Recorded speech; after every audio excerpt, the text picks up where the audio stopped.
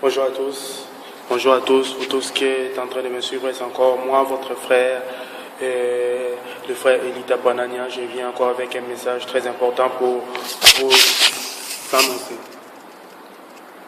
Avant de commencer, j'aimerais que nous puissions prier, remercier le Seigneur Jésus-Christ, lui qui a voulu à ce que je puisse encore être parmi vous, enseigner pour vous parler de sa part. Ni de sa grâce, je serais peut-être mort. Peut-être je serais mort, peut-être. Mais par sa grâce, il m'a encore compté parmi les vivants. Parce que dernièrement, on m'a donné une nouvelle. Il y a un de mes amis que j'ai étudié avec lui à l'université. Il était décédé. Et je me disais que qu'est-ce que nous avons fait pour mériter cette vie? Ce n'est que la grâce de Dieu, ce n'est que la grâce de Dieu dans nos vies. C'est sa grâce qui nous a comblés, c'est sa grâce, ni sa grâce. Peut-être qu'on sera déjà mort. C'est pourquoi je veux que nous puissions prier. Père éternel, Dieu Tout-Puissant, je te remercie pour ces moments favorables que tu nous donnes. Je te remercie pour toute personne qui va suivre cette vidéo. Soit avec eux, ils disposent leurs oreilles, avec ceux qui ne t'ont pas encore accepté, qu'ils donnent leur vie à toi, éternel Dieu Tout-Puissant. Dans le nom puissant de Jésus-Christ, je t'ai prié. Amen. Amen, amen. Sans plus tarder, je salue mon petit frère, le pasteur Bechalel Tapoazaria. C'est lui qui fait un grand travail pour l'évangile. Il fait un grand travail pour l'évangile. Je le salue. Je salue aussi mon père, le pasteur Daniel Jérôme Tampo. Je lui dis bonjour. Là où il est, le pasteur principal de l'église Christ notre libérateur, situé dans la ville province de Matadi. Et le pasteur Bechalel qui fait un grand travail dans la ville de Matadi, à cheval entre Matadi et Kinshasa. Et à part ça, je salue mes frères et sœurs, Adassa Priscille, Joseph, Azer, Rebecca, Bechalel, Déborah, ma mère, Maman Claudine, bonjour Maman Claudine. Et mon père, le pasteur Daniel Jérôme Tampo, bonjour Daddy. Nous allons commencer. Et avant de commencer, je salue mes amis de Bamako qui sont au Mali. À Bamako, je salue précisément Benzen Tapo, je les salue. Je salue aussi tous mes amis, le prophète Eloge Bokima Anthony, c'est lui qui fait un grand travail à Kinshasa. Je les salue. Et avant de commencer, nous allons lire un verset très important. Oui, je disais, nous allons lire l'évangile de Jean, chapitre 3, le verset 31. Dans le nom de Jésus-Christ, on lit Jean 3, 31, je lis au nom de Jésus-Christ. Jean 3, 31, la version Darby dit ceci. Celui qui vient d'en haut est au-dessus de tous. Celui qui est de la terre est de la terre et parle comme étant de la terre. Celui qui vient du ciel est au-dessus de tous. Vous voyez, aujourd'hui je parlerai de la nouvelle créature. Mon thème d'aujourd'hui c'est la nouvelle créature, c'est comment un chrétien doit se comporter. Et avant de commencer, je commence mon message en disant que je donne un exemple. Par exemple, si beaucoup de Congolais ne volent pas l'étranger, pourquoi? Parce que ils se comportent toujours comme des Congolais. Ils se comportent toujours comme des Congolais. Par exemple, tu verras, excusez-moi, tu verras par exemple un Congolais en France. Oui. Un Congolais en France, au lieu de se comporter comme le Français, il va se comporter toujours comme le Congolais. Comment? Parce que le Congolais, excusez-moi, je vais interpréter cela. Le Congolais, balingaka, que non, bamuna bango. Bamuna bango, place, c'est bazali, par exemple, à Longwe, na RDC, qui n'a pas Moussousou. Alors, l'ingaka, que non, c'est remarquable. Donc, je disais que non, un Congolais, c'est une personne, il peut être ici, mais il peut aller, par exemple, à l'étranger, il va, bon, en fait, il va vouloir toujours qu'on les remarque, qu'on remarque les Congolais. Et c'est pourquoi beaucoup de Congolais ne réussissent pas à l'étranger. Bon, c'était juste une parenthèse. Je reviens en disant que beaucoup de chrétiens aussi ne réussissent pas leur vie chrétienne. Pourquoi? Parce qu'ils sont déjà nés de nouveau. Ils ont donné leur vie à Jésus, mais leur mentalité n'est pas encore renouvelée. Ils se comportent toujours comme les gens de la terre. Ils se comportent toujours comme les gens de la terre. Ils se comportent toujours comme les gens de la terre. Leur manière de penser, c'est toujours comme les hommes terrestres. Leur façon de réfléchir sont toujours comme les gens de la terre. C'est toujours comme les gens de la terre. Il faut que les chrétiens sachent que non, quand nous avons donné notre vie à Jésus, lorsque nous sommes nés de nouveau, nous ne devons plus nous comporter comme les gens de ce monde. Nous devons maintenant nous comporter comme les gens qui vivent dans le royaume des cieux. Jean 3,16 dit, car Dieu a tant aimé le monde qu'il a donné son Fils unique, afin que quiconque croit en lui ne périsse pas, mais qu'il ait la vie éternelle. Et c'est quoi la vie éternelle? La vie éternelle, c'est la vie de Dieu. On n'a pas dit il aura. Dans Jean 3,16, on dit qu'il ait la vie éternelle. Donc quand tu acceptes Jésus-Christ, tu as d'office cette vie éternelle. La vie éternelle, c'est la vie de Dieu. C'est une vie de déclaration. Chaque jour, tu dois déclarer des choses sur ta vie, sur ton corps, sur ta santé, sur tes affaires, sur ta marche avec Dieu. Beaucoup de chrétiens ne font que retomber dans le même péché. Pourquoi? Parce qu'ils n'ont pas cultivé une vie de déclaration. C'est vrai, tu as accepté Jésus. Tu as accepté Jésus, mais tu n'arrives pas à laisser les péchés. Pourquoi? Parce que ton intelligence n'est pas encore renouvelée. Tu n'as pas encore renouvelé ton intelligence. Tu penses toujours comme les gens du monde. Tu penses toujours comme les gens du monde. Ton intelligence n'est pas encore renouvelée. Tu dois renouveler ton intelligence, car quand tu donnes ta vie à Jésus, tu ne vis plus comme les gens de cette terre, mais tu vis comme les citoyens du ciel. Parce que notre royaume, c'est le royaume des cieux. La terre n'est pas notre royaume, nous les chrétiens. Nous devons vivre, nous comporter comme les habitants du ciel. Comme les habitants du ciel. Et c'est comme tu quittes la RDC, tu pars par exemple aux États-Unis. Tu pars aux États-Unis, tu dois te comporter comme des Américains. Parce que tu as traversé, tu vas te comporter comme des Américains si tu veux réussir, gagner dans ces pays. C'est ça, nous étions dans le royaume du monde. Maintenant nous avons traversé, nous avons changé, nous sommes maintenant dans le royaume de Christ. Nous devons nous comporter comme des chrétiens. D'abord, nous devons renouveler notre intelligence. Romains 12:2 dit, ne vous conformez pas au siècle présent, mais soyez plutôt transformés par les renouvellements de l'intelligence, afin vous allez savoir ce qui est bon, agréable et parfait. Et c'est quoi le renouvellement de l'intelligence? Le renouvellement de l'intelligence, c'est le fait de ne plus penser comme les gens de cette terre, mais de penser comme Dieu. De penser comme Dieu. Car la Bible déclare, Dieu a créé l'homme à son image et à sa ressemblance. Nous sommes à l'image de Dieu. Donc, lorsque Dieu se regarde dans le miroir, il voit l'homme. Mais pas n'importe quel homme. Il voit le chrétien, ceux qui sont nés de nouveau. Ceux qui sont nés de nouveau. Lorsque Dieu se regarde dans le miroir, il voit ceux qui sont nés de nouveau.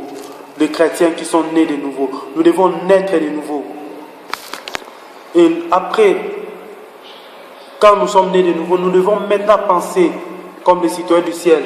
Un chrétien ne peut pas toujours penser en disant que non, je suis malade.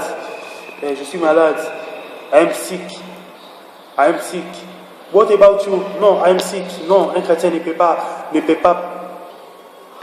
toujours dire que tu es malade. Tu dois confesser positivement par la foi. Tu dois déclarer en disant que non, je ne tomberai jamais malade. Jamais. C'est vrai, ça peut arriver, tu peux être souffrant. Tu prends les médicaments, mais ne dis pas que c'est le médicament qui va te guérir. Ne dis pas que c'est le médecin qui va te guérir, mais c'est Dieu qui va guérir. C'est Dieu qui guérit. Un chrétien doit marcher selon les Écritures. Nous devons marcher selon les Écritures. Nous devons marcher selon les Écritures et non marcher selon les situations, les circonstances économiques et sociales du pays. Non, nous devons marcher selon les Écritures. Le christianisme n'est pas lié à la culture ou aux situations économiques d'un pays, d'une nation. Mais le christianisme est lié au renouvellement de l'intelligence. Nous devons renouveler notre intelligence. Tu peux être là face à un péché. Tu es face à un péché. Si tu es chrétien, tu as renouvelé ton intelligence. Tu diras non, ça c'est pas ma vie. Non, ça c'est pas ma vie. Devant la cigarette par exemple, la cigarette, l'alcool, les femmes, la prostitution, l'impudicité, le mensonge. Tu diras non, non, non, non, non, ça c'est pas ma vie. Ça c'est pas ma vie. Moi, je suis citoyen du ciel. Et au ciel, on se comporte comme ça. C'est comme par exemple un Américain. Non, je donne l'exemple d'un musulman. Une personne qui vient par exemple d'un pays islamique. Il vient ici. Il va se dire non, nous on ne se comporte pas comme ça. Mais pourquoi nous les chrétiens, nous n'arrivons pas à nous comporter comme les citoyens du ciel? C'est parce qu'on n'a pas encore compris c'est quoi la nouvelle naissance. On n'a pas encore compris c'est qui Jésus-Christ ou c'est quoi accepter le Seigneur Jésus-Christ. C'est quoi accepter le Seigneur Jésus-Christ? Nous devons connaître cela. Nous devons connaître cela, nous les chrétiens. Celui qui vient d'en haut est au-dessus de tout. Cela veut dire quoi? Celui qui vient d'en haut, Jésus qui est venu d'en haut. Il est venu chercher, sauver ceux qui étaient perdus. Comment ils étaient perdus? C'est par la corruption du monde. Lorsque Adam a péché, le péché est entré dans le monde et l'homme était dans la perdition. Il a fallu que le Christ vienne racheter, donc nous acheter de nouveau. Celui qui vient d'en haut. Pourquoi? Parce que nous, notre royaume, c'est le royaume du ciel. Et lorsque nous avons donné notre vie à Jésus, nous avons l'ADN de Jésus. Nous sommes nés de nouveau.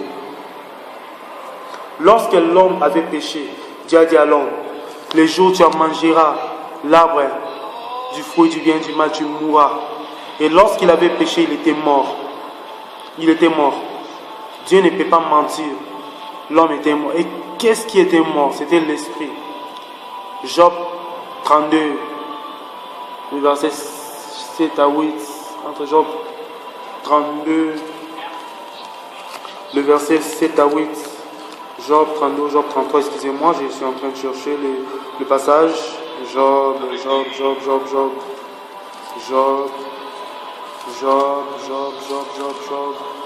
Holy, holy, holy are you, Lord. Holy, holy, holy are you, Lord. Holy, holy, holy are You, you, Lord.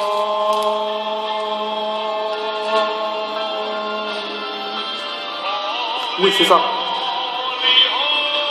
Job 32, le verset 8. La version d'David dit ceci. Toutefois, il y a un esprit qui est dans l'homme, dans les hommes, et le souffle du Tout-Puissant leur donne l'intelligence. Lorsque Adam avait péché, c'est l'esprit qui était mort.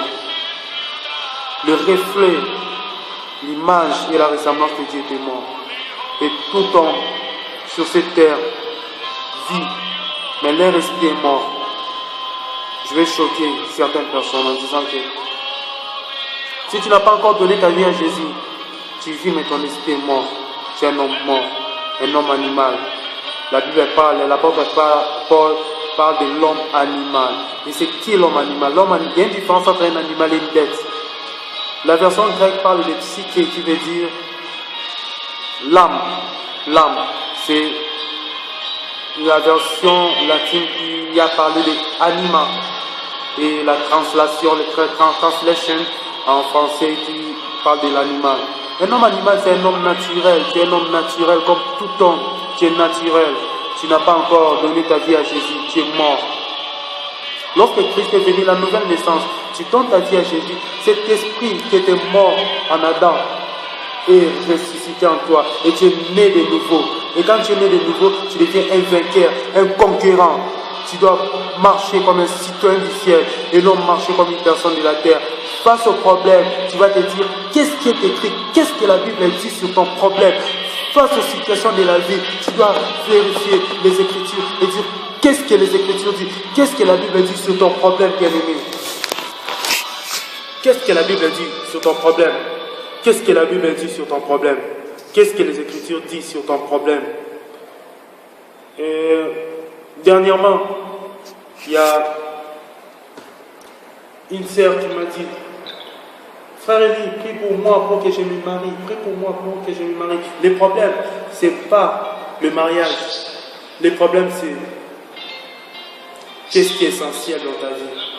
Ce qui est essentiel dans ta vie, c'est Matthieu 6, 33. Cherchez premièrement le royaume des cieux et sa justice, et le reste vous serez donné par-dessus tout. Si tu cherches premièrement le royaume des cieux, tu auras le mariage que tu es en train de chercher. Tu auras le voyage que tu es en train de chercher. Le bishop Dag et White Miles, un évangéliste ghanéen et un auteur de plusieurs livres, a dit une chose. Il a dit, Dieu veut qu'on le sert d'abord. Et quand tu vas servir Dieu, tu es dans le service, il fera des grandes choses dans ta vie.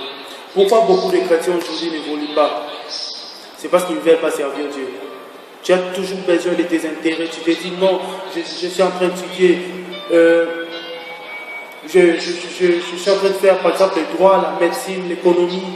Je ne sais pas quelle université que tu veux étudier, tu es en train d'étudier. Et après c'est là, je t'appelle, je te dis non, j'ai besoin que tu m'apportes des âmes.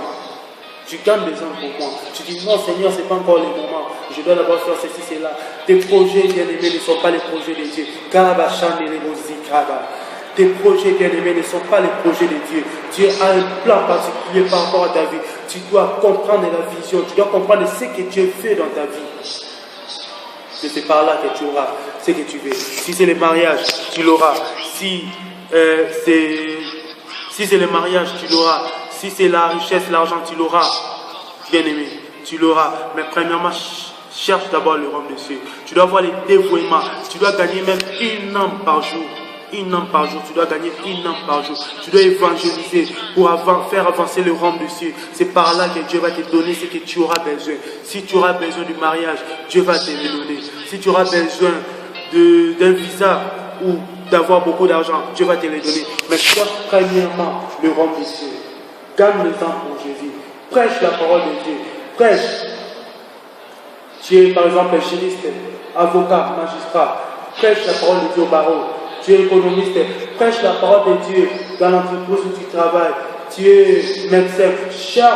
Prêche la parole de Dieu dans les hôpitaux. Quand les malades viennent, tu leur poses les mains, il sera guéri.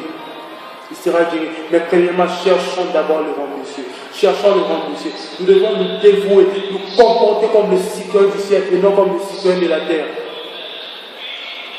Nous devons formater notre cerveau terrestre pour mettre à jour ou réinstaller notre cerveau en mettant la mentalité du royaume des cieux, la mentalité de Dieu en nous.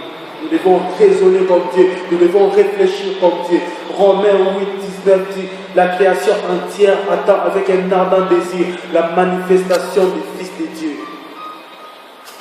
La manifestation des fils de Dieu. Nous devons, il est temps où les chrétiens doivent connaître qui ils sont. Nous les chrétiens, nous devons connaître qui nous sommes. Les chrétiens, nous sommes supérieurs aux magiciens, nous sommes supérieurs aux sorciers, nous sommes supérieurs aux astrologues, nous sommes supérieurs aux rosicruciens, nous sommes supérieurs aux occultistes. Nous les chrétiens, nous sommes supérieurs aux esprits, nous sommes supérieurs. Nous devons connaître cela. Parce que nous avons l'ADN de Dieu. Nous avons l'ADN de Christ. Nous avons la vie éternelle. En dehors de Jésus, il n'y a pas de vie éternelle. Que la parole de Dieu, il est temps où la parole de Dieu doit entrer dans ton âme, dans ton esprit, dans ta vie. Tu dois posséder tes possessions. Il est temps, bien-aimé, où le monde doit voir que tu es réellement chrétien. Il est temps où tu dois faire les choses que Christ a fait. Il est écrit, celui qui croit en moi fera le même œuvre que j'ai fait. Il fera d'ailleurs plus que moi. Il est temps, bien-aimé. Il est temps. Laissons des débats en disant que non, tel homme de Dieu est dans les faux, tel homme de Dieu ceci, cela. Un homme de Dieu qui a commis par exemple quelque chose qui publie. Il est temps de prier pour les hommes. Il est temps d'édifier le peuple de Dieu. Il est temps d'édifier car le monde a besoin de nous. Le monde a besoin que nous puissions nous manifester. Il est temps, bien-aimé dans le Seigneur. Il est temps. Changeons notre façon de penser. Changeons notre mentalité. Il y a quelqu'un qui veut commencer sa retraite personnelle pour chercher la volonté parfaite de Dieu. Il est temps, fais-le, bien-aimé. Fais-le, bien-aimé. Prends des heures où tu passeras seul à seul avec Dieu. Prends des heures où tu passeras seul à seul avec Dieu. Bien-aimé dans le Seigneur, il est temps où nous devons impacter ce monde. Il est temps. Il est temps. Il est temps où le péché n'aura plus accès à nos vies, à notre vie. Le péché n'aura plus accès. Pourquoi? Parce que nous aurons la mentalité des gens du ciel, la mentalité des gens qui vivent dans le ciel. Nous aurons la mentalité des gens qui vivent dans le ciel. Il est temps, bien-aimé dans le Seigneur. Toi qui n'as pas encore donné ta vie à Jésus, je vais prier pour toi. Si tu n'as pas encore donné ta vie à Jésus, je t'ai dit que tu es dans la perdition. En dehors de Jésus, il n'y a pas de vie. Je veux que tu puisses prier avec moi. Pour ça, tu peux répéter ceci. Seigneur Jésus-Christ, j'ai entendu ta parole. Je donne ma vie à toi. Je veux que tu sois le maître de ma vie. Renouvelle mon intelligence afin que je marche selon l'Esprit. Saint-Esprit, viens dans ma vie. Transforme ma vie, Saint-Esprit. Transforme ma vie. Possède mon âme, possède mon corps, possède mon esprit, possède mon cœur, Saint-Esprit. Dans le nom de Jésus-Christ. Père, je recommande ces gens qui ont donné leur vie à toi entre tes mains, Seigneur. Seigneur, transforme leur vie, éternel Dieu Tout-Puissant, afin que le diable n'ait plus accès à leur vie dans le nom puissant de Jésus-Christ. J'ai ainsi prié. Amen. Si tu n'as pas une église, cherche une église où on confesse le nom du Seigneur Jésus-Christ, une église qui est proche de ta maison, cherche une église pour adorer. Et je vais clôturer cette émission. Je vais prier pour toute personne qui a suivi cette émission. Je vais prier pour vous, Père, au nom de Jésus-Christ. Toute personne qui a suivi cette émission, transforme leur vie, change leur façon de penser, qui commence à penser comme les gens du royaume des cieux.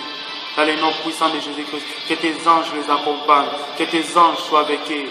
Saint-Esprit, incarne-toi dans leur vie, afin que leur intelligence soit renouvelée. Dans le nom puissant de Jésus-Christ.